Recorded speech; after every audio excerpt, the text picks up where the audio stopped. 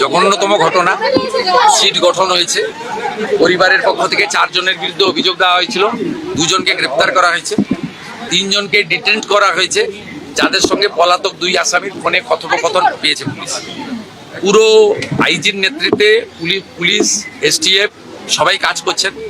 ওনার পরিবার যা যা চেয়েছেন সরকারের কাছে সেই কাজ সরকার করছে।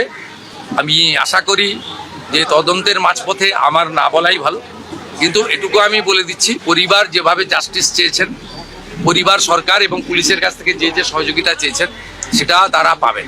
মোট 4টি মামলা হয়েছে। একটি এই জঘন্যতম অপরাধের মামলা ছাড়া আরও 3টি মামলা হয়েছে। সম্ভবত আমি এক্ষুনি বলবো না, আমি কাউকে ক্লিয়ারেন্স দিতে চাই না, পুলিশ বলবে। এটা মব লিঞ্চিং হয়েছে, এর পিছনে একটা কমিউনাল অ্যাঙ্গেল ছিল। রেল লাইনে যেভাবে রেলপথকে উপড়ানো হয়েছে, আমাদের অতীত ইতিহাস মনে পড়ছে। 2019-এর সিএ বিরোধী আন্দোলন বা কিছুদিন আগে ওয়াকফ অ্যামেন্ডমেন্ট বিরোধী আন্দোলন। তৃতীয় হচ্ছে সিআরপিএফে 2 জন জওয়ান আহত হয়েছেন, একটা পুলিশের গাড়িকে জ্বালানো হয়েছে।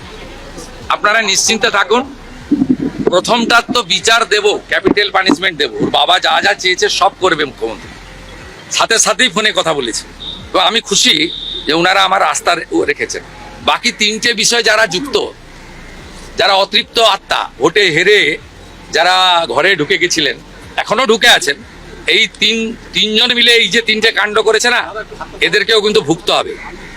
এমন ভোগাবো, বুঝতে পারবেন।